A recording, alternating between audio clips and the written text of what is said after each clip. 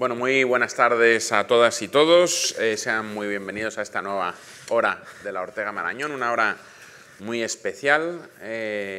Digo, para mí, que se me ocurrió a mí, la verdad, la idea esta de la hora Ortega Marañón fue una idea mía durante la pandemia, como modo de incorporarnos a acompañar a la gente. Fue la aportación de esta institución en aquel momento, ¿no? Y por tanto, siempre que tengo ocasión de venir, pues me da mucho gusto, y para mí es muy especial estar hoy aquí con todos vosotros, porque Federico Buyolo, aparte de amigo, es un pilar fundamental de esta casa. Él es director del área cultural de la Fundación, pero más allá de eso, que por supuesto ya estáis viendo en la agenda cultural, que lo hace maravillosamente bien con el relanzamiento que hemos tenido desde su incorporación a la Fundación en el último año y medio ya, ¿no? Año y medio, y que todos agradecemos mucho porque estamos disfrutando de veladas absolutamente maravillosas, y aprovecho para darte las gracias en lo personal y en lo institucional, en público, aunque se lo he dicho muchas veces en privado.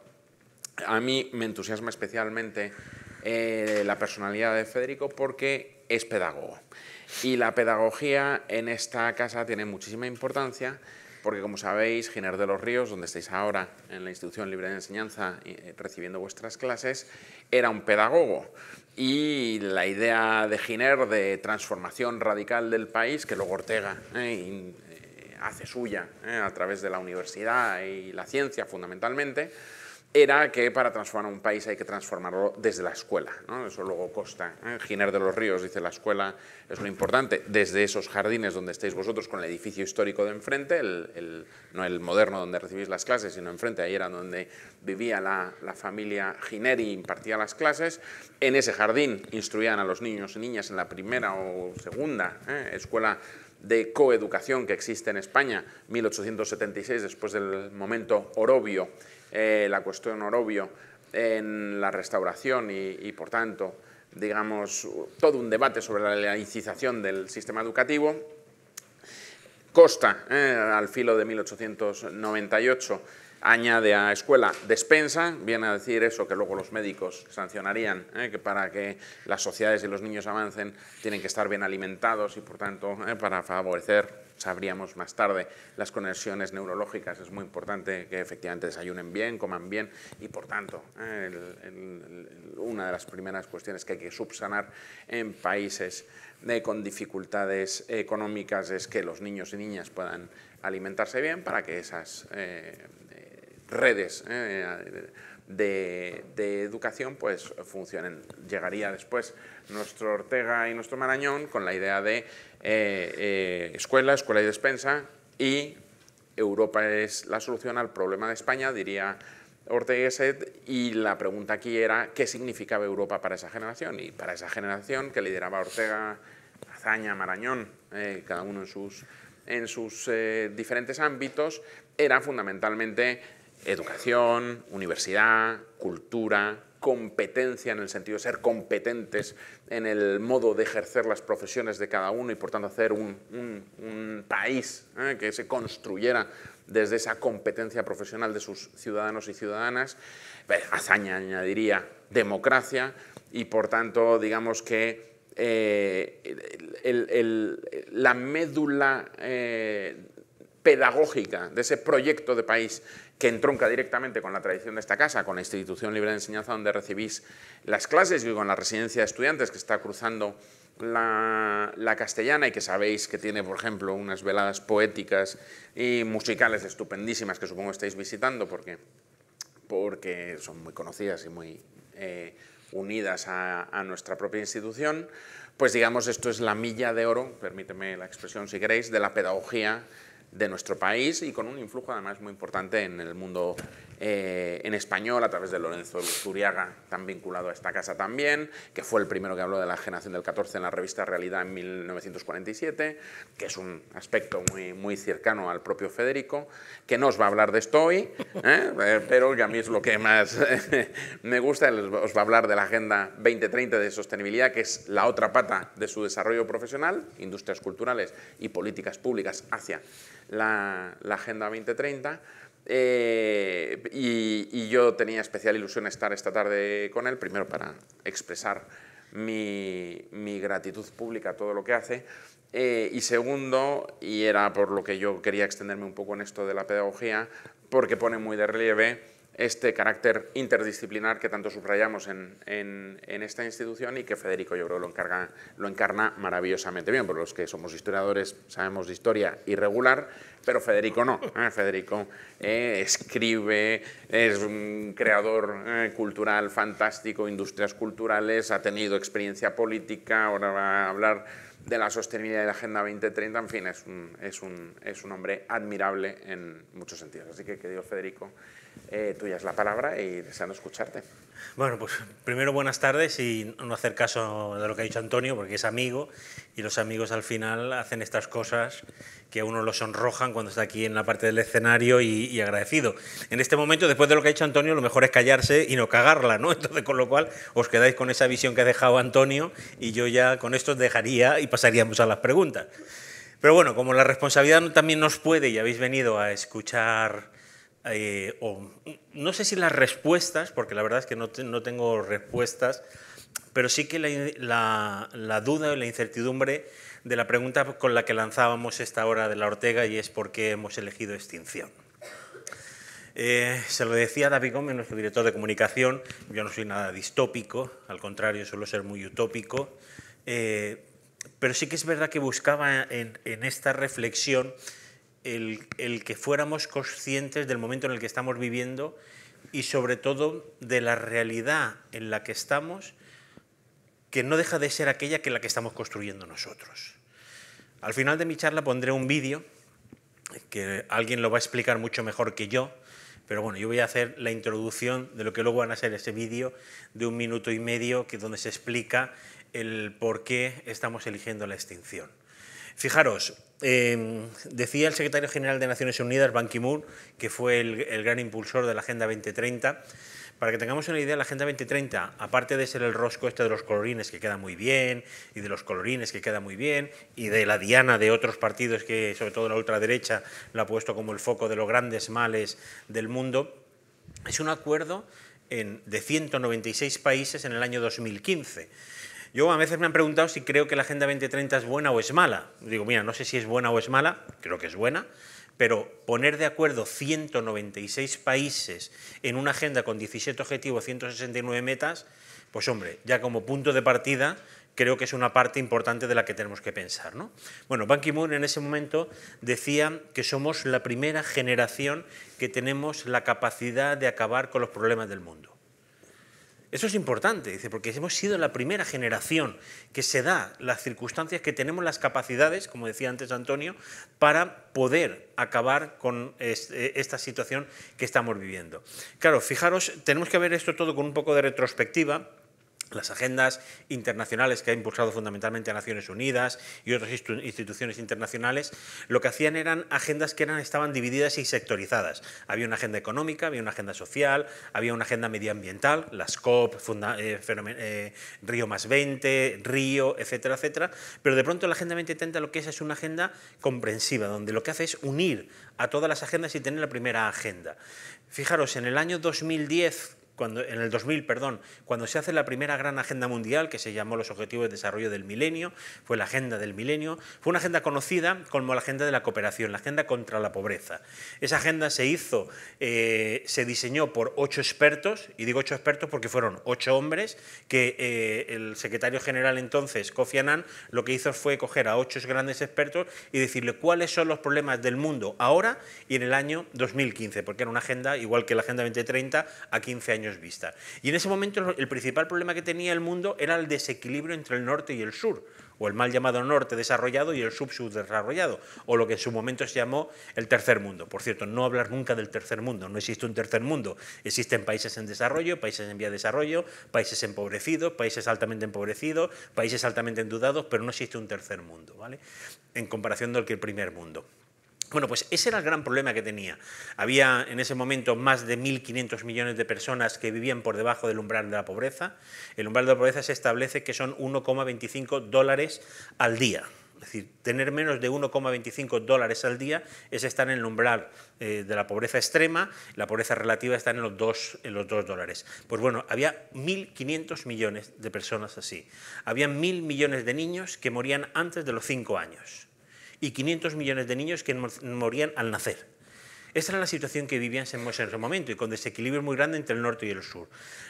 La humanidad fue avanzando, se fue haciendo esta agenda, que eran 8 objetivos y 70 metas, era una agenda muy reducida. ¿Y qué pasó?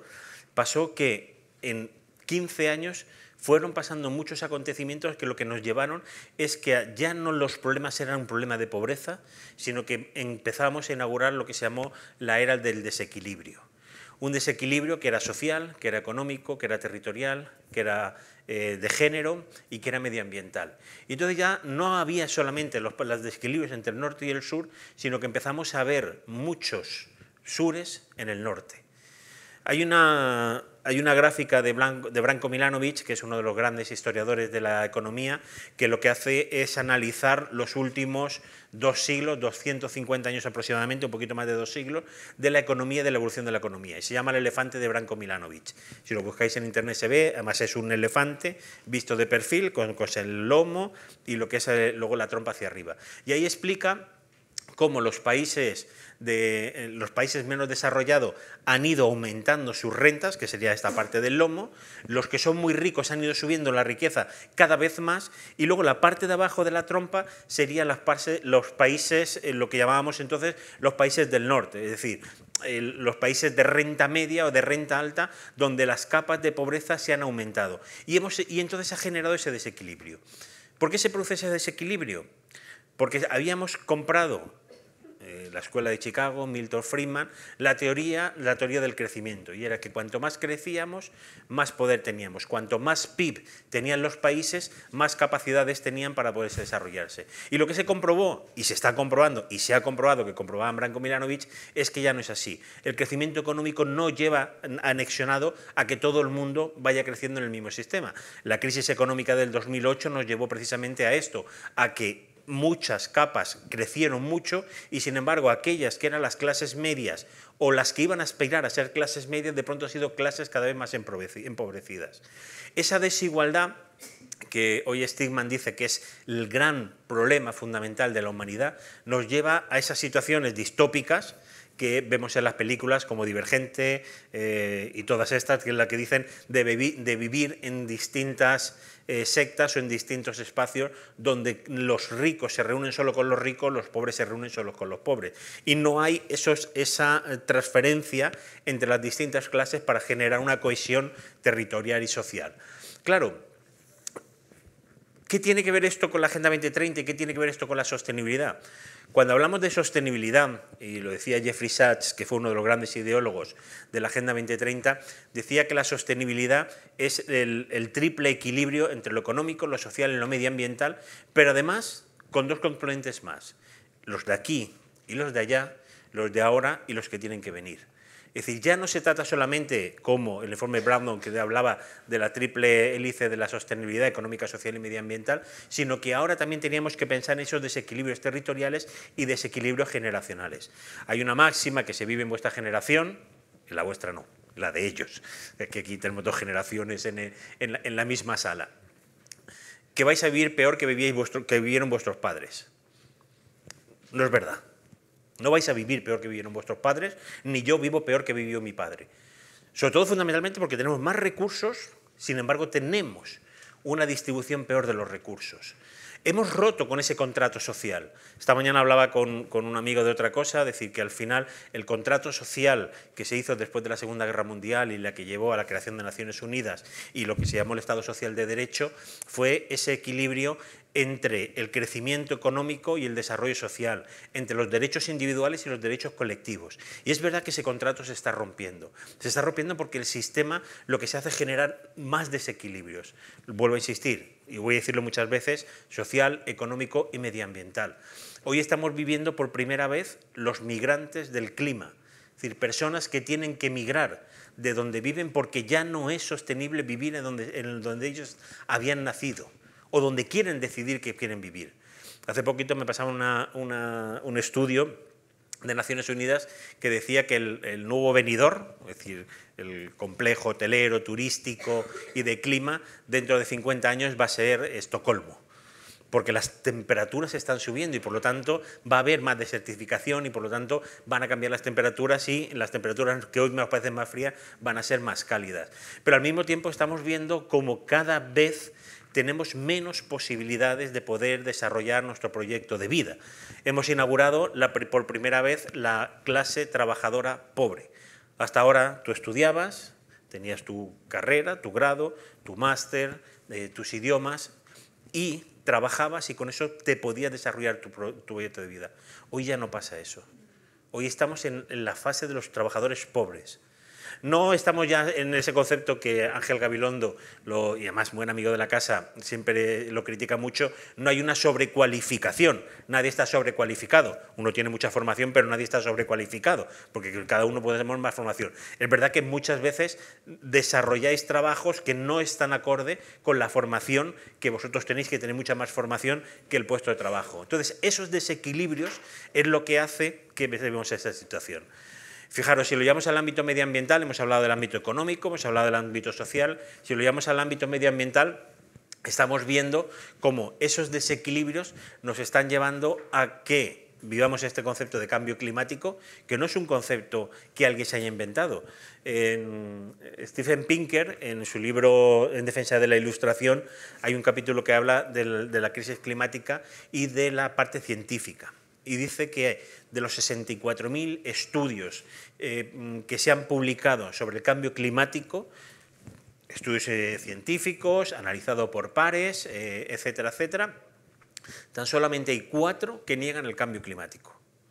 Es decir, esto no es una invención, o como dice Trump, esta es la idea que usted tiene, yo tengo otra idea y que por lo tanto mi idea es la que vale, ¿no?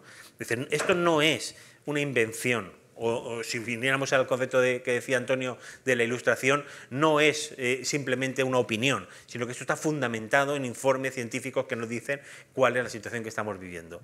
Fijaros, hay un concepto en medio ambiente que se llama el sobregiro del planeta. El sobregiro del planeta es en el momento en el que hemos consumido todos los recursos que el planeta es capaz de rehacerse todos los años. El planeta Tierra se renueva un año tras año, renueva sus recursos, ¿no? Pues el sobregiro del planeta es cuando hemos consumido ya todos los recursos que se han hecho en un año. El año pasado, el sobregiro del planeta estuvo en el 16 de julio. La última vez que estuvimos en par con el planeta fue en 1970, que fue el 30 de diciembre de 1970. Es decir, antes que naciera yo. Claro, estamos consumiendo planetas, pero además esto también hay un desequilibrio en el consumo. Fijaros, España consume 2,4 planetas todos los años. 2,4 planetas. Europa está más o menos en ese nivel. Pero es que Estados Unidos consume 5,3 planetas. India consume 0,9, está casi a la par. China consume 3,7 planetas. Claro, con lo cual, esta es algo sobre lo que estamos cargando el planeta. Esta es una expresión que a mí no me gusta, no nos estamos cargando el planeta, porque lo que estamos haciendo es actuar contra nosotros. El planeta va a seguir. El planeta lleva millones de años. Los que llevamos más o menos tiempo somos nosotros, 200.000 años aproximadamente. Pero el planeta lleva millones de años. Sin embargo, ese concepto del antropoceno, que lo habéis oído, donde es la primera vez que a través de la acción humana estamos llevando a ese consumo de los recursos del planeta y a una situación de desequilibrio en lo que es la propia naturaleza. Claro, todas esas circunstancias tienen que ver también con nuestro modelo de crecimiento. Hay un documental muy interesante de Al Gore, se llama La verdad incómoda, que hizo una primera parte, luego hizo una segunda. Os recomiendo más la segunda, quitarle la parte esa americana donde ellos han solucionado los problemas del mundo y que ellos son los más importantes y tal, que ya sabéis que tienen, hablamos de los franceses que son muy chauvinistas, pero los americanos son los que solventan todos los problemas del mundo y son los guardianes y tal, ¿no? Quitándole esa parte, hace unas gráficas sobre el consumo de recursos que es brutal. Es decir, si veis la gráfica es más o menos desde la revolución industrial hasta ahora, es un consumo de energía más o menos que va subiendo equilibradamente y en las últimas 3 décadas sube exponencialmente. ¿Qué significa subir exponencialmente? Que la gráfica pasa a ser así, y así, así, así, así, así, y sigue, y sigue, y sigue. No podemos seguir consumiendo los recursos. ¿Esto requiere que tenemos que decrecer? No. Yo no soy partidario de los conceptos de decrecimiento. Es decir, no tenemos que volver a las cuevas, apagar las luces. Es decir, no. Pero sí que tenemos que repensar aquello en lo que estamos haciendo.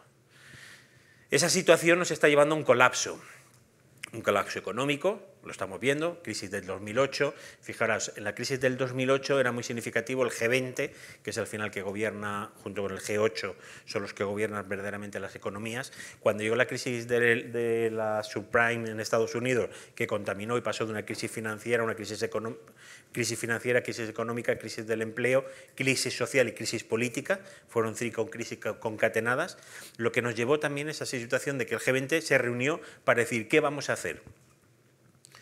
¿Sabéis qué dijo? Que todo siga igual. Cambiamos las narrativas, pero que todo siga igual, porque esto es solamente un constipado. No fue así. Es decir, hemos visto esa situación como se tuvieron que rescatar los bancos, se tuvieron que rescatar. Pero claro, es que hemos vuelto a otra crisis, que fue la crisis de la pandemia, que lleva a una parálisis total del mundo. Más distópico que esto no puede haber. Si Spielberg no se hubiera imaginado nunca en la vida una película donde dijera, no, van a parar todo el mundo y todo el mundo se va a quedar en su casa. Vamos, esto nadie se le hubiera ocurrido, ¿no? Pero esta es una de las realidades que vivimos. Y luego hemos vivido, cuando ya pensamos que habíamos acabado esta crisis, volvemos con otra crisis, que es entonces la crisis de la alimentación por la invasión de Rusia con a Ucrania. Pero empezamos con la crisis geopolítica de la inclusión de Finlandia y de la inclusión de Ucrania en la Unión Europea y de Finlandia a la OTAN. Y cambian las barreras. Y de pronto tenemos otra crisis, otra vez diplomática, con Israel y Palestina, con la invasión de Israel con Palestina. Es decir, si os dais cuenta, concatenamos una serie de crisis que nos hacen pensar que al final, ¿dónde está el fin de esta situación? ¿Qué pasa con todo esto? ¿Qué pasa a la ciudadanía? ¿O qué nos pasa a la ciudadanía? Que al final vivimos un concepto que se llama nihilismo social. Que decimos, me vais a perdonar, me iba a decir, como no se está grabando, pues se está grabando, esto luego ya lo cortarán, y si no, pues me da igual. Como el mundo se va a la mierda, como no podemos hacer nada, y como lo que nos representan no nos representan, pues vámonos al bar a tomar copas. Claro, y esto es lo que no puede pasar. ¿Por qué? Porque la sociedad no es eso que dice, no, es que la sociedad es ese ser etéreo que no sabemos lo que es, la sociedad la componemos nosotros. Y el mundo, igual que dijo Ban Ki-moon en su momento, será aquello que nosotros queramos que sea. Es verdad que cuesta cambiar las cosas. Yo cuando me acuerdo he tenido la suerte de participar en la confección de la Agenda 2030 cuando era diputado antes del año 2015 y participé en varias reuniones de alto nivel para decidir cuáles iban a ser algunas de las metas de la Agenda 2030. Y luego he tenido la oportunidad de desarrollarla en Valencia y en Moncloa en el gabinete del presidente del gobierno. Y claro que decíamos, es que esto va contra el status quo. Claro que esto va contra el status quo. Claro que es un cambio distinto. Ahora bien, paréntesis, te lo digo porque hace poquito en República Dominicana un señor me lo preguntaba y dice, no, es que la Agenda 2030 quiere que todos seamos homosexuales. No, no va por ahí el tema. Va en defender las libertades de cada uno para que elija cuál es su orientación sexual. No, pero que para todos homosexuales no. ¿Vale? Entonces, claro, es decir, la Agenda 2030 no es un dogma. Como hace poco a un buen amigo me decía, no, es que eres el primero que me dice que esto no es un dogma. Y digo, claro, es que no, esto es un dogma. Esto es Adela Cortina, que es buena amiga, filósofa, siempre que yo digo que la de Agenda 2030 es una utopía, la que tenemos que trabajar y con lo que esto nos permite avanzar, etcétera, etcétera, muy en el concepto galeano, es decir, no digas utopía. La Agenda 20, porque la utopía es un no lugar. Algo que imaginamos, pero es un no lugar. Pero la Agenda 2030 lo que son las ideas regulatorias, que hablaba Kant, de hacia dónde tengo que ir y hacia dónde es el camino. Sabemos lo que hay que hacer. No es verdad que no sepamos qué va a pasar si no tomamos determinadas decisiones. Sí que sabemos lo que va a pasar. Entonces, por lo tanto, no es verdad que el futuro no sabemos cuál va a venir. Sí que lo sabemos. Sabemos qué decisiones, no lo sabemos todo, obviamente, si no estaríamos todos predestinados, pero sí que sabemos cuáles son las cosas que van a pasar si no tomamos determinadas actuaciones. Sí que sabemos qué va a pasar si seguimos utilizando una economía de casino que decía Felipe González, donde unos ganan y todos perdemos. Claro que sabemos lo que va a pasar. Segundo, tenemos los recursos necesarios para cambiar. No es verdad que no hay recursos, es verdad que la Agenda 2030 vale mucho. Os cuento la anécdota, cuando empecé a trabajar con esto de la Agenda 2030, en una reunión en Nueva York con Naciones Unidas, con gente de Naciones Unidas, le preguntaba, oye, ¿tenéis un informe de cuánto vale la Agenda 2030, implementarla? Y me decía, porque la Agenda de Objetivo de Desarrollo en Milenio se hablaba en billones de dólares, y me decía, digo, ¿sabéis cuánto es? Me decían, sí, entre 2,4 billones y 3,3 trillones. Entre 2,4 billones y 3,3 trillones hay mucha diferencia. Los últimos cálculos están en 16 trillones de dólares. ¿Vale? Es un cambio. Ahora bien, anécdota real. La Unión Europea en el 2010 financiaba al carbón frente a las energías eólicas 1,64. Quiere decir que por cada euro, que invertíamos en energías eólicas, invertíamos 64 en carbón. Claro que hay que poner más recursos. Claro que hay que construir más escuelas infantiles. Claro que hay que invertir más en energías renovables, en investigación, etcétera, etcétera. Pero lo que no puede pasar es que sigamos invirtiendo en aquello que nos está haciendo daño a nosotros mismos. Por eso mi pregunta de por qué elegimos la extinción. Y luego Frankie lo cuenta mejor. Claro que hay recursos.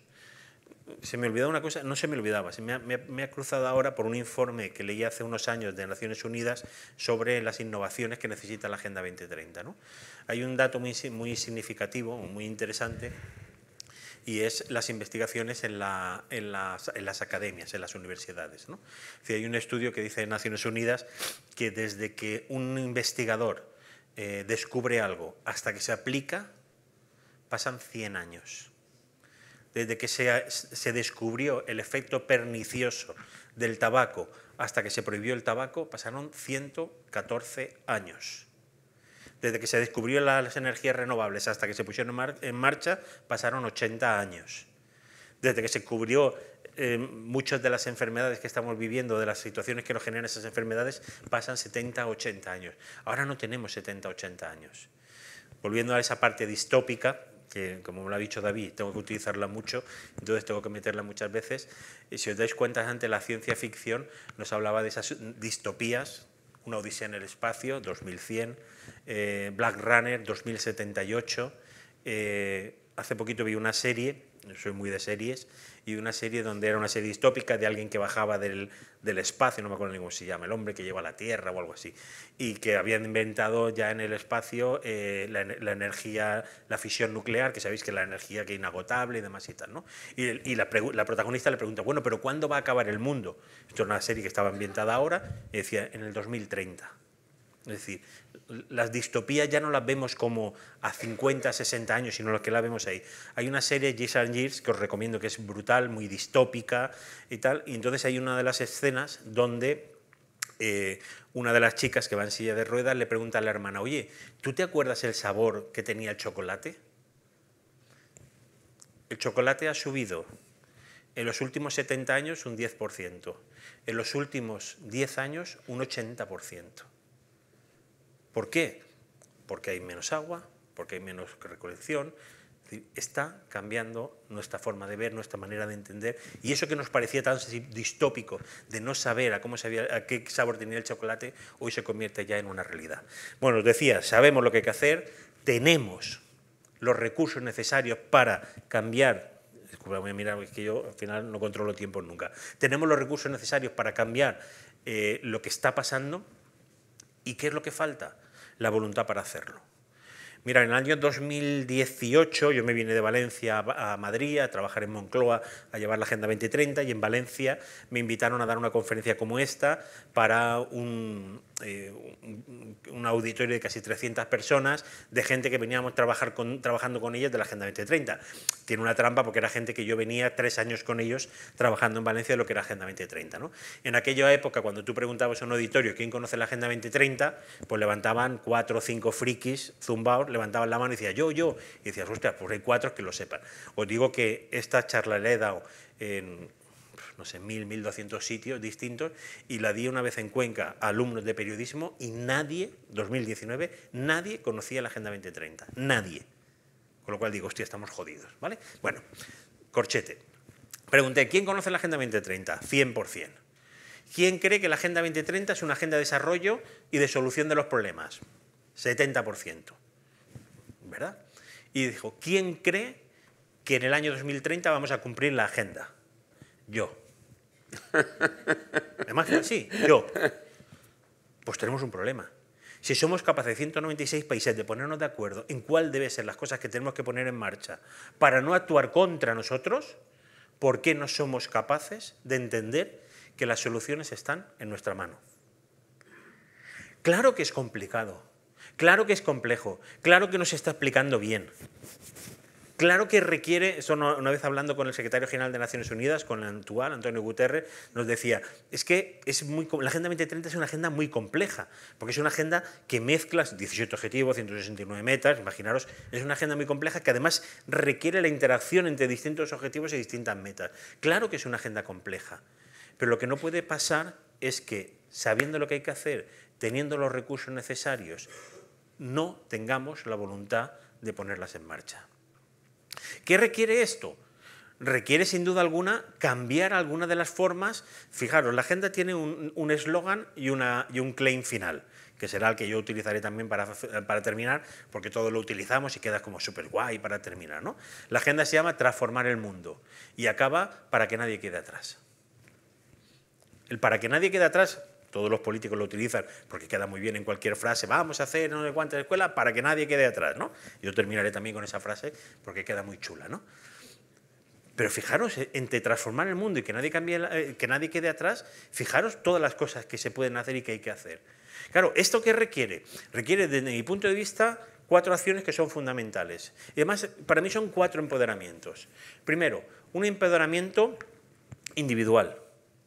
Es decir, la capacidad, como decía Antonio, a través de la educación, que seamos capaces de poder desarrollar nuestras capacidades, valga la redundancia, para tomar las decisiones que nos permitan seguir avanzando en nuestro proyecto de vida individual y en el proyecto de vida colectivo. Daniel Innerarity, otro filósofo y buen amigo, siempre hizo un artículo en El País que decía que no podemos pasar del egoísmo individual a la estupidez colectiva. Y entre medias tenemos que trabajar para construir de manera conjunta, ¿vale? Bueno, pues primero es empoderamiento individual. Segundo, un empoderamiento cultural. Y tenemos que saber cómo funciona el mundo. Es que, claro, cuando un petrolero, esto es caso real, americano, que lleva gas y se queda encallado en el mar de China, genera la subida de precios en toda Europa de los carburantes. Con la guerra del 5G, también es verdad que el mundo va tan rápido que os digo cosas que ni os recordaréis, y esto es verdad que es antes de la pandemia, hay como un vacío entre la pandemia, antes y después de la pandemia, fue 6 meses antes de la pandemia. Hubo una guerra del 5G famoso entre Estados Unidos y China, y lo sufrió Europa fundamentalmente. Porque era el terreno de juego donde China y Estados Unidos pelean y que y Europa pues está mirando otras cosas. Pero bueno, eso es para otra conferencia. Claro, es lo que decía Ortega de España es el problema, Europa la solución. Ahora España es el problema y Europa también es el problema. Pero bueno, esto es otra cosa. Bueno, lo que os decía, es decir, tenemos que saber cuáles son los resortes que se mueve el mundo. Fijaros, cuando hablamos de la economía real, siempre se dice, ¿no?, la economía real de las familias y tal. Vale, pues la economía real hoy se cifra en de cada 100 dólares, estamos hablando de 12 dólares. Los otros 88 dólares se mueven por transacciones financieras digitales. Es dinero que se está moviendo. Es decir, cuando hablamos de la economía decimos, oye, esta es la economía. Es decir, cuando estamos hablando de Nvidia, que es la nueva gran startup o la gran empresa tecnológica, tiene hoy en día más PIB que muchas comunidades autónomas de este país. Casi prácticamente la mitad de España del PIB es el valor ahora mismo. Bueno, Apple hoy tiene más valor económico que todo el PIB de España. Entonces, claro, tenemos que saber cuál es esa economía real y cómo se mueve esa economía real. Tenemos que saber cuáles son los resortes culturales, sociales, históricos, sobre los por qué se mueven las cosas. Hay un libro que os recomiendo que es ¿Por qué fracasan los países?, donde explica precisamente esto, ¿no? Es decir, de por qué unos países han avanzado y por qué otros países no han avanzado. Y por qué unos tienen, y no solo tiene que ver con los recursos, tiene que ver con muchas otras cosas, ¿no? Y te lleva a entender pues, por qué tenemos el conflicto de el conflicto de Israel y de Palestina, o por qué tenemos el conflicto de los saharauis, etcétera, etcétera. Y entiendes el por qué, porque va mucho más allá de lo que pueda ser una mala descolonización. Tiene que ver con geopolítica, o por qué hemos vivido la guerra de Siria y cómo se reparte en Siria entre Inglaterra y Francia, además con una línea recta, casi Cartabón, o cuando Roma también hizo ese corte con Yugoslavia, la antigua Yugoslavia, etcétera, etcétera, y por qué llegar. Entonces, por lo tanto, tenemos que tener esa cultura suficiente para entender cuáles son las cuestiones que se mueven. Tercero de los empoderamientos, el empoderamiento económico. Lo he dicho muchas veces, la Agenda 2030 no es una agenda de subsidios, no es una agenda para darle una paguica a los que no tienen y ni quieren trabajar. No va de esto, va de empoderamiento económico. Pepe Borrell, además estuvo dando aquí una charla brillante hace unos meses, me decía un día que aquel que no llega a fin de mes difícilmente puedes decirle que piense en el año 2030, 2050 o en el 2060. Si no llegas a fin de mes, ¿cómo me vas a hablar de 2030? Y el empoderamiento no significa que todos quisiéramos tener un coche eléctrico, posiblemente, pero no todos podemos pagar, bueno, yo no, un coche eléctrico. Ni tampoco puedo comprarme la ropa solamente de algodón, de hilo, de no sé qué, o puedo comprar todas las cosas en el ámbito de la agricultura ecológica.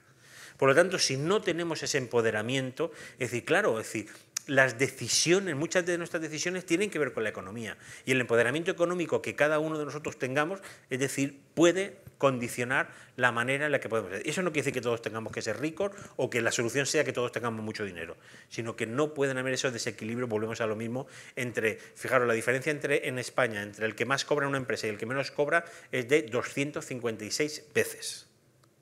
256 veces. Por lo tanto, ¿esto quiere decir que este está mal? No, si seguramente este podrá cobrar lo que tenga que cobrar, pero lo que no puede ser es que este cobre y sea un trabajador pobre. Y cuarto de los empoderamientos, el empoderamiento social. Me vais a disculpar porque esto es una crítica para algunos de los partidos que han aparecido y ya han desaparecido. Empoderarse socialmente no significa salir a la calle, hacer un círculo y decir ya estamos empoderados. Esto no va de círculos. Empoderar socialmente es tener la capacidad, volvemos a decir, económica, social, cultural, para poder, y individual, para tomar las decisiones y ser críticos con aquellas cosas que están pasando y sobre todo para desarrollar aquellas cosas que tenemos que hacer. Volvemos a hablar al mismo concepto de sabemos lo que hay que hacer y tenemos los recursos, por lo tanto tenemos que tener también la capacidad de tomar las decisiones. Pepe Macías, que fue un activista de FAO, decía que hay que convertir el carro de la compra en un carro de combate, porque es la capacidad que nosotros tenemos de decidir. Hoy esto, siempre lo explico muchas veces, esto es un arma de destrucción masiva. Es decir, yo hoy a través de Google o de otra plataforma puedo decir si un restaurante me ha gustado o no me ha gustado. Y antes pues nos quedábamos entre sí, yo se lo contaba a Antonio y me decía, oye, pues no vayas a este restaurante. Y ahora posiblemente alguien en la otra parte del mundo, si yo he puesto una crítica a un restaurante malo de la esquina, ya saben qué está haciendo. Para lo bueno y para lo malo. Para informarnos y para desinformarnos. También entendiendo que esto tiene sus limitaciones. Y no voy a entrar en el ámbito de la inteligencia artificial, que abriríamos otro melón más grande todavía. Pero que las tecnologías nos permiten esto. También nos permiten empoderarnos y ser conscientes de las cosas que ocurren. Y ser críticos. Luis María Ansón, que además es patrono de esta fundación, decía en una entrevista sobre el futuro del periodismo, él decía que el futuro del periodismo es que antiguamente los periódicos lo que funcionaba era dando información, entonces te servía la información a través del periódico. Hoy la información está en muchos sitios, está aquí, en la televisión, en los blogs, etcétera, etcétera, y que los periódicos tendrían que servir para interpretar toda esa información y servírtela para que tú tengas una opinión crítica. Esto nos engaña, pero tenemos que ser conscientes que nos engaña. Siempre lo cuento en las charlas, y con esto voy a ir terminando, los alemanes dicen que los españoles decimos 3 veces voy a terminar, ¿no? Esta es la primera vez que lo digo, lo voy a decir otras 2 veces más, seguro. Obama cuenta una anécdota de cuando llegó la primavera árabe, hicieron un experimento en la Casa Blanca, ¿no? Y pidieron a 3 personas, un conservador, un progresista y un moderado, que fueran al despacho Oval con su ordenador portátil y los 3 pusieran en Google la misma palabra, Egipto, ¿no? Al moderador, todas las referencias que le salían, perdón, al progresista, todas las referencias que le salían eran libertad, revolución, apertura, gobierno, democracia. Al conservador, todo lo que le aparecía era terrorismo, islam, ruptura, etcétera, etcétera, guerra. Al moderado, viaje al Nilo, es un momento ideal para pasearse. Esto nos devuelve lo que nosotros somos. Por lo tanto, tenemos que saber que el mundo no es lo que aparece aquí.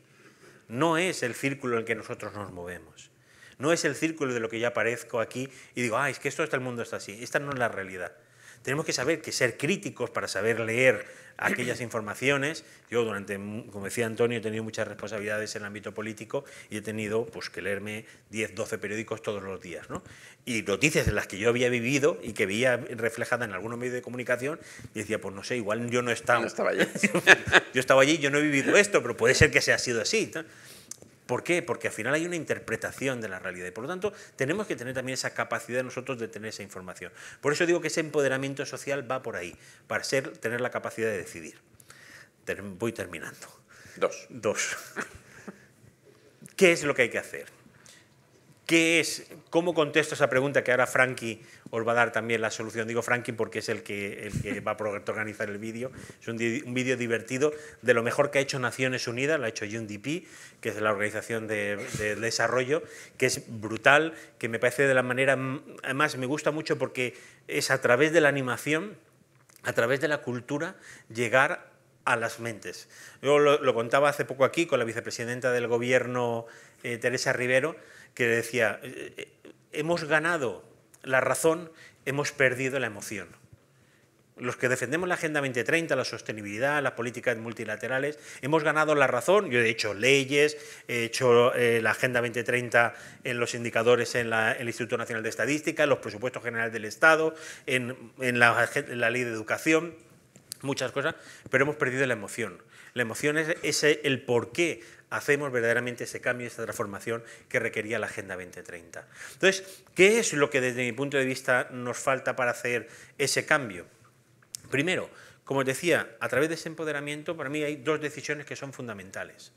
Una, la individual y otra, la colectiva, que además, por cierto, se construyen casi a la par.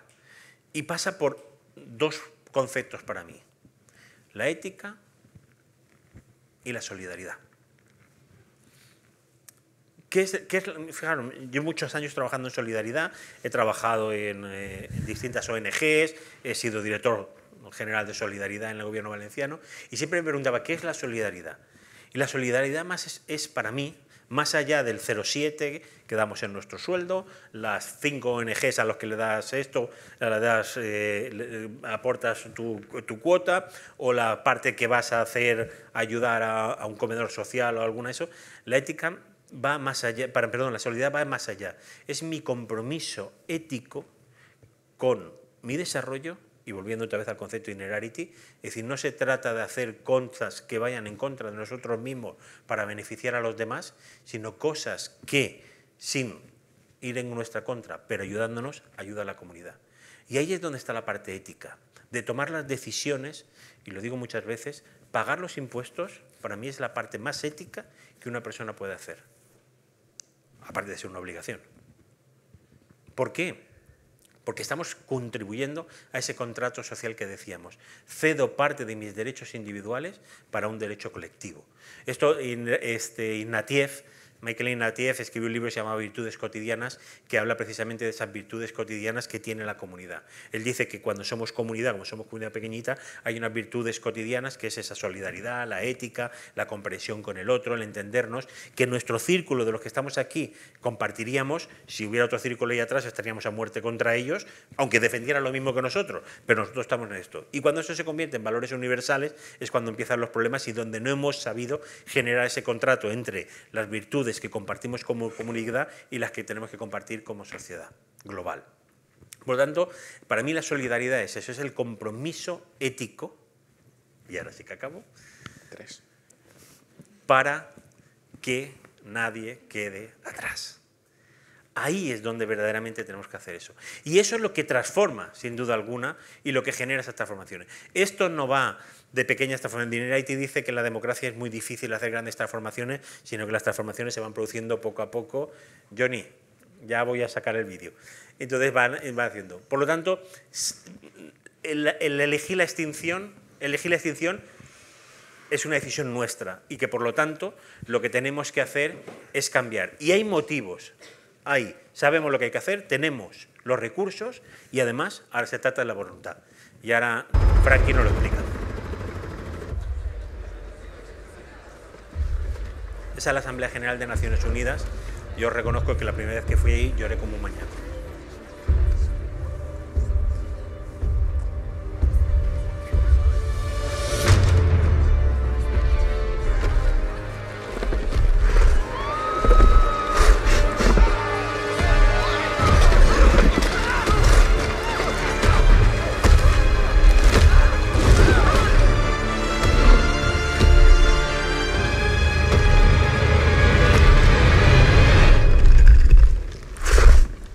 You okay? You need a minute? Cool. Okay.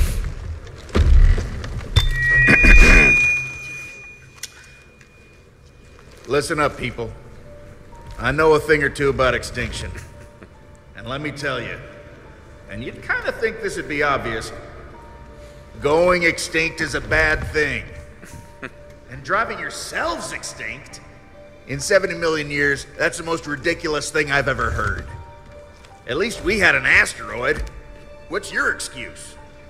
You're headed for a climate disaster, and yet every year governments spend hundreds of billions of public funds on fossil fuel subsidies. Imagine if we had spent hundreds of billions per year subsidizing giant meteors. That's what you're doing right now. Think of all the other things you could do with that money. Around the world, people are living in poverty. Don't you think helping them would make more sense than, I don't know, paying for the demise of your entire species? Let me be real for a second. You've got a huge opportunity right now. As you rebuild your economies and bounce back from this pandemic, this is humanity's big chance. So here's my wild idea. Don't choose extinction. Save your species before it's too late. It's time for you humans to stop making excuses and start making changes. Thank you.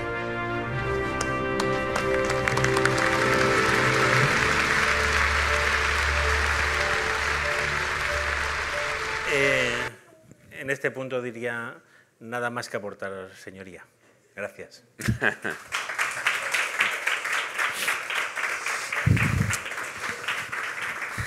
Bueno, con este brillante final de extinción o no, tenemos unos minutos para que intervengáis y preguntéis y consultéis. Y ánimo, critiquéis. que tú quieres preguntar algo.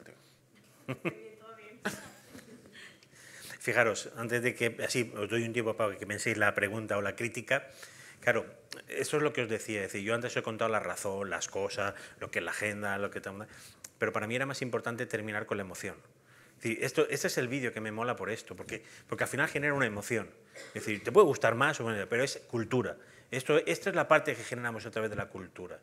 Iciar Miranda, que es una actriz, que además este año le dimos un premio a las mejores narrativas, escribió un libro sobre Agenda 2030 para niños, un cuento que yo tuve la oportunidad de hacer el prólogo, y le decía, Iciar, ¿has hecho tú más por la Agenda 2030 en esa visión de la transformación emocional o desde las emociones que puedo haber hecho yo haciendo leyes, etcétera, etcétera?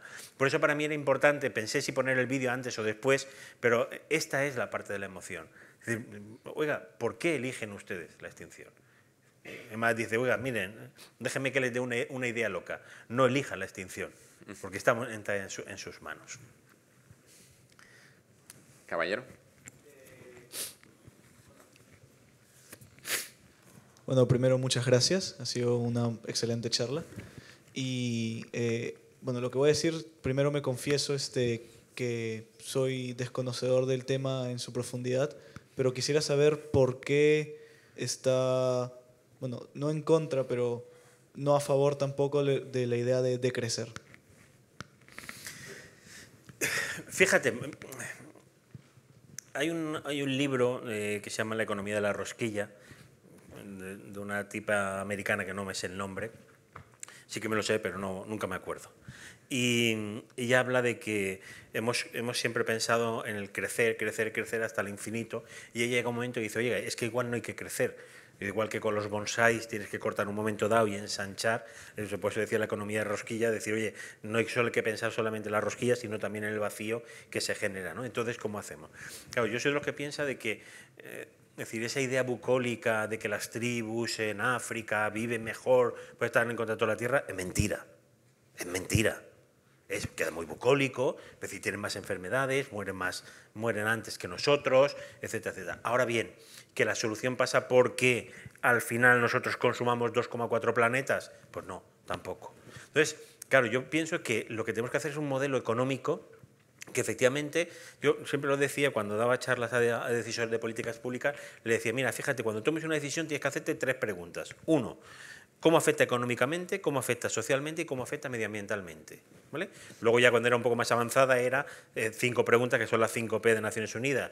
¿Cómo afecta a las personas? ¿Cómo ayudo a la prosperidad? ¿Cómo protejo el planeta? ¿Cómo genero paz? ¿Y con quién lo voy a hacer? ¿Vale? Que serían las 5P. Pero bueno, esas 3 preguntas decía, y si las 3 preguntas no son positivas, no puedes hacerlo. Te pongo un ejemplo. Reto demográfico, estamos de acuerdo, hay que llevar industria al campo, hacer esa industrialización agroalimentaria, etcétera, etcétera. En Aragón se le han dado por hacer granjas de porcino, ¿vale? Las granjas de porcino lo que está llevando es que hacer grandes extensiones de granjas de porcino, genera economía, genera que la población se quede, es una buena política económica, es una buena política social, pero el orín de los purines está calando a los acuíferos y está contaminando las aguas. Dices, ¿es una buena decisión medioambiental? No. Ahora, ¿hay que dejar que se mueran los de los pueblos y los pueblos se mueran? No.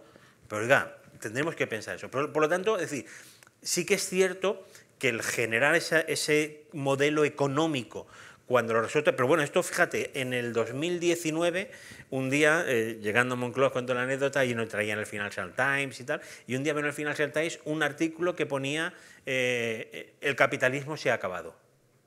Y yo decía, hostias, lo he dicho el Financial Times, coño, algo está pasando, ¿no? Claro, la Round Table, que es donde se reúnen los grandes CEOs de las grandes empresas, han dicho, oiga, es que esto ya no puede seguir así. Es decir, tenemos que empezar, ya no es la responsabilidad social de decir, oye, voy a dar un poquito aquí, dice, voy a seguir contaminando por aquí, pero por aquí voy a dar un poquito. Ramón Jáuregui, que fue el que trajo la RSC aquí en España y el que más la desarrolló, él decía, dice, mira, no me digas en qué gastas tus beneficios, sino dime cómo obtienes tus ingresos, que ahí es donde está la clave. Entonces, por lo tanto, claro, no puedes decir, no, yo es que estoy generando estos ingresos. Solo discutía una vez con Josué Imaz de Repsol y me decía, sí, todo esto me has contado, pero me necesitas a mí todavía. Yo decía, vale, efectivamente, tiene que haber una transición. Dice, pero claro, ¿Repsol puede ser una empresa sostenible, verde? Pues yo, perdóname que lo dude, porque lo que haces es explotar. Ahora, que de pronto Tesla ponga cargadores eléctricos en una gasolinera de combustibles fósiles, y dices tú, ostras, algo está pasando, ¿no? Aparte de que tengan una obligación por ley, etcétera, etcétera, ¿no? Entonces, claro, dices, ¿cuál es el modelo de ese crecimiento o de ese decrecimiento? Es decir, ¿el decrecimiento qué significa? No, apagar los móviles, consumir menos. Ahora, tenemos que consumir menos. Es decir, en San Francisco hicieron un experimento y dijeron que la mejor manera para hacer una ahorro, yo lo diré, con el tema energético, perdón, era que era más fácil ahorrar un vatio que producir uno. Entonces dijeron, pues vamos a ahorrar vatios. Y cambiaron todas las luces del puente de San Francisco, del Golden Gate, para hacer ese ahorro. Claro, nuestro compromiso con ese desarrollo va también, por eso me decía, esa solidaridad o esa ética que nos lleva a decir, oye, pues si no necesito tener todas las luces, pues no tendré todas las luces. Ahora significa que tenemos que tener todos, cobrar menos porque así de esto. Ahora, significa también que nosotros tenemos que seguir creciendo menos para que otros países sigan creciendo. Por ejemplo, en la COP21, la gran decisión que hubo, y por lo cual casi se rompe, que fue el gran acuerdo del clima, fue que India, Modi, dijo, oiga, usted ha estado contaminando toda la vida. Ahora que me dice que a mí yo no puedo desarrollar mis industrias del carbón para que usted ponga placas solares, oiga, ¿qué derecho tiene usted? Por ejemplo, la charla la di con una organización de Estados Iberoamericanos y los argentinos me decían, oye, vosotros habéis estado gastando coches y a punta pala y ahora ¿qué me quieres decir? Que yo no puedo comprarme un coche, que yo tengo que ir en patinete porque tú tienes... Ojo, claro, estos desequilibrios son los que también decir, oye, no, yo primer mundo, y vuelvo a esa alegoría que te decía primero, segundo y tercer mundo, ahora dicto a vosotros, tercer mundo, lo que no podéis hacer. Cuidado, cuidado.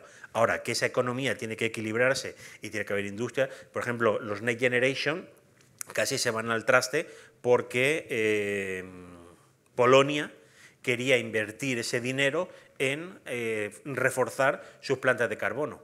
Y la Unión Europea dijo, no, mire, la Next Generation tiene dos condicionantes. Uno, 30% política de sostenibilidad. El otro 70% no puede afectar al medio ambiente. Entonces dice, claro. Esa es la manera en la que sí que hay que cambiar ese sistema. Es decir, lo que os decía antes, 1,64, pues obviamente no puede ser. Anímense, más preguntas. La señorita de primera fila, por favor.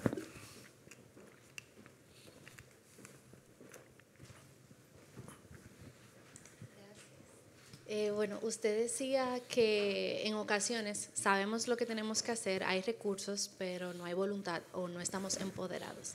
Entonces me surgió la duda de qué pasa en esos países, por ejemplo, en vías de desarrollo, que muy pocos son los que saben qué hacer o cómo implementarlo, en donde hay recursos, pero no tantos, y donde la voluntad política está en otras cosas. O sea, hay tantas deficiencias, pero ¿por dónde empezamos? ¿Por dónde empezamos a abarcar la agenda?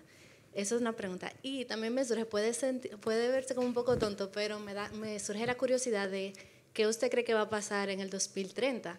O sea, ¿admitiremos la derrota? ¿Saldremos con otro plan, con otra agenda o no sé? Bueno, siguiente pregunta. No, vamos a ver, la primera pregunta. Fíjate, un día yendo a Tarragona a dar una charla a Tarragona, o a Terrassa. Un tipo me contaba, oye, bueno, ¿y qué hace usted tal? Le contaba de cuánto. Dice, vale, si todo eso es tan bonito, ¿por qué no se hace? Y digo, pues mire, no lo sé, ¿qué quiere que le diga? Llevo 10 años hablando de esto y no sé por qué se hace. Es decir, fíjate, lo que tú decías en países en vía de desarrollo, países altamente endeudados, pobres altamente endeudados. Claro, cuando no tienes una fortaleza institucional que permita desarrollar, claro, es muy complicado. Es decir, uno de los problemas fundamentales de África es que tiene una institucionalidad muy pobre. Por cierto, en América Latina estamos viviendo, y antes lo hablábamos, de países con una institucionalidad muy débil, que es muy difícil poder avanzar en esos proyectos. Segunda, si no tenemos representantes políticos que lideren. Yo una vez dando una charla aquí en Madrid, en Caixa Forum, me decía alguien, no, es que los políticos no quieren los derechos humanos. Digo, mira, perdona. Es decir, yo llevo defendiendo esto desde hace 35 años. Por lo tanto, también cuando nosotros votamos sabemos por qué votamos.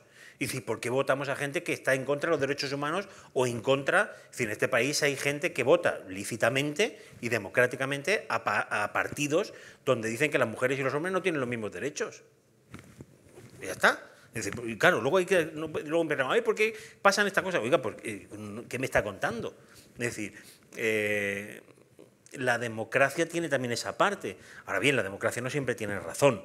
Es decir, nosotros podemos decidir aquí democráticamente que el sol mañana va a salir por el oeste y mañana va a seguir saliendo por el este, perdón. Entonces, por lo tanto, es verdad que cuesta muchísimo más esas transformaciones en países donde, claro, fíjate, conocí un caso en Uganda donde tienen un problema de SIDA muy importante, e introducir la vacuna y medios preventivos para el SIDA rompía la economía del país. Y entonces estaban decidiendo entre cargarse la economía del país o salvar vidas. A veces las decisiones son tales como esas, ¿no? Y luego la segunda, lo de admitir la derrota, no. Yo, fíjate, con Moratinos, que es el presidente de la Alianza de Civilizaciones y fue también uno de los grandes impulsores de la Agenda 2030, hostia, pues con un abuelo cebolleta contando anécdotas en una charla en Mallorca. Claro, él decía, no, muy cabreado, y él es un gran defensor de la Agenda 2030, decía, no, y cuando llegue el año 2030 inventaremos la O de X, o la O de X al cuadrado. Pero es que cuando se aprobó la Agenda 2030, no estábamos todos esperando que viniera, es decir, a ver si Naciones Unidas nos dice lo que tenemos que hacer. Todos estábamos haciendo cosas, de una manera, de otra. La Agenda 2030 dijo, oye, mira, vamos a organizar esto, y lo que usted más o menos estaba haciendo así, ahora tiene esta lógica. Y además esa lógica que le va a dar conexión con otra gente. Una charla me vino una chica y me dijo, oiga, todo eso está muy bien, pero a mí no me sirve de nada. Digo, bueno, pues dime en qué trabajas tú. Pues mira, yo trabajo en un centro de acogida de mujeres en riesgo de exclusión social, muchas de ellas violadas, con maltrato y demás y tal. Dije, vale, pues mira, ¿qué haces? Pues mira, hacemos cursos y tal. Digo, vale, entonces estás trabajando de ese 5, estás trabajando de ese 8, estás trabajando de ese 10, el 2, el 16... Y dice, pues eso no lo había visto así. Digo, pues mira, el consejero que habla delante de mí dice que tiene un programa de ODS5 de esta manera. Y dice, pues mira, pues me voy a hablar con él. Digo, pues vete a hablar con él. ¿Por qué? Porque al final la Agenda 2030 es un lenguaje universal que nos permite conectarnos con distintas gentes. Es decir, yo he dado charlas con ingenieros, y en mi vida pensaba yo que iba a dar una charla a ingenieros sobre Agenda 2030, y nos permite conectarnos. ¿Qué va a pasar en el año 2030? Primicia, no la vamos a cumplir. No lo decirlo por ahí. Pero no pasa nada, porque esto va evolucionando. Hace muchos años, al principio cuando daba las charlas, decía que para mí con que se cumpliera el objetivo 17 estaría satisfecho. Tiene trampa, si cumples el 17 has cumplido los anteriores, ¿vale? Pero ¿por qué? Porque esto lo que requiere es un cambio de mentalidad de hacer las cosas como lo estamos haciendo.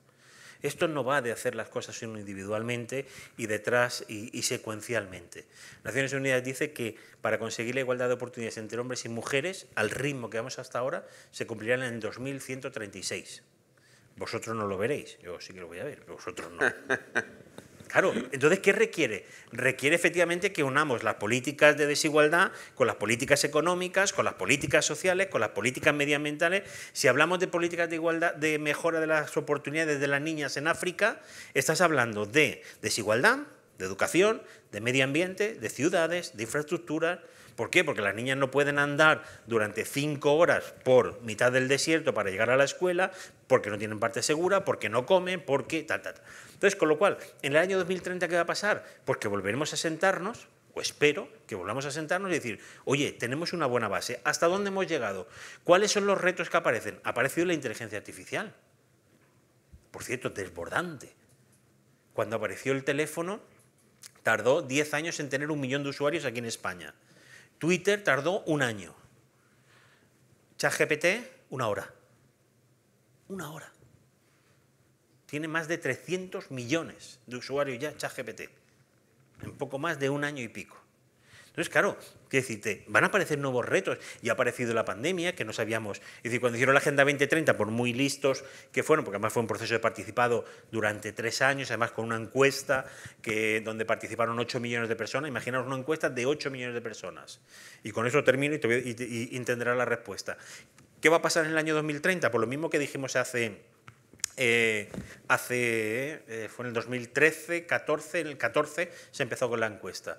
Cuando hicieron la encuesta a las 8 millones de personas, todos, en todas las partes del mundo, en todas las edades, todos los niveles económicos y todos los niveles educativos, eligieron el mismo objetivo. Les ponían los 17 objetivos y dijeron, ¿cuál es el objetivo más importante? Tú tenías que elegir 5. Todos eligieron el mismo, educación. De esto va la agenda. Por eso son tan importantes los pedagogos. ¿Alguna pregunta más? Allí la señorita del fondo. Mi pregunta es la siguiente. Si las empresas, las multinacionales tienen más poder que países enteros, ¿cómo podemos creer en instituciones que están al mano de países, como la ONU o otras? Pues fíjate, primero siendo ilusos y pensando que somos así de naif y que vamos a cambiar el mundo, porque si no nos acostaríamos a dormir, no nos levantaríamos. No, pero hablando en serio, cuando se aprueba la Agenda 20 en el año 2015, incluso antes, cuando yo era diputado, hablábamos de la tasa Tobin, ¿no? Que era cobrarle a las transacciones financieras, y decíamos, esto no lo vamos a ver en la vida. Hoy las empresas multinacionales pagan el 15% de sus ingresos, perdón, de sus... transacciones, de esos intercambios. De sus beneficios, el 15% lo pagan a una tasa global. ¿Qué pensábamos? Dice, ¿las empresas multinacionales van a pagar una tasa global? Porque claro, Google opera desde San Francisco, pero está no sé qué, tiene la sede en Irlanda, hace los teléfonos en China, los distribuye hasta no sé qué, y dice, oye, ¿y dónde tributan? En ningún sitio. Claro, Netflix hace unos años aquí salió esto que tributaba en España 24.000 euros. Y tenía un volumen de negocio de 170 millones de euros y tributaba 24.000 euros, ¿no? Entonces decía, ostras, ¿qué pasa? Hoy las empresas, todas estas empresas pagan el 15% a un impuesto global, que luego tiene que ver para políticas de cooperación, para sostenibilidad, etcétera, etcétera. Segundo, claro, lo que yo defiendo es que tiene que haber esa institucionalidad fuerte y que esa institucionalidad la construimos las sociedades y que la construimos las personas. Es decir, los políticos no son seres extraños que vienen de otros planetas, son los que elegimos nosotros, que están entre nosotros, entre los que estamos aquí. Entre los que estamos aquí, por lo menos hay uno que ha sido elegido por los ciudadanos y las ciudadanas para que les represente en un momento dado. Por lo tanto, claro, esas institucionalidades son las que son fuertes. Si vamos a un modelo donde, obviamente, otra vez, volvemos a ese sistema de antes del G8, perdón, de 2008, la economía marca las tendencias y donde se dice, oiga, el mercado y la mano invisible del mercado va a gobernarse sola. No es verdad. No es verdad y lo hemos descubierto, que además ha generado más desigualdades. Y las grandes empresas también se están dando cuenta, diciendo, el último Davos había una de las grandes multimillonarias diciendo, oiga, cóbrenme más impuestos, porque esto no es sostenible. Es decir, hasta ellos mismos se están dando cuenta, no es sostenible. Es decir, tú puedes tener una gran marca que vas a vender no sé qué en un sitio donde nadie puede comprarlo y esto no va a ser sostenible. Ahora bien, lo que tenemos que hacer fundamentalmente es reforzar la institucionalidad. Yo soy institucionalista, como Giner de los Ríos, y creo que solamente a través de instituciones fuertes somos capaces de tener un modelo que nos permita desarrollarnos en igualdad. Si no, estamos perdidos. Esto me recuerda como punto y final a nuestra tarde y hora de la Ortega extraordinaria hoy con Federico Buyolo. Hace un poco más de 100 años la definición que Ortega y Gasset daba, digo, ya que empezamos citando a Ortega, terminemos citando a Ortega, su definición de nación en 1921, y la definición de nación en Ortega, que ahora valdría para la aldea global, es proyecto sugestivo de vida en común. Yo quiero agradecer a Federico una vez más su gran y muy sugestiva intervención de esta tarde para todos nosotros. Muchas gracias. Gracias.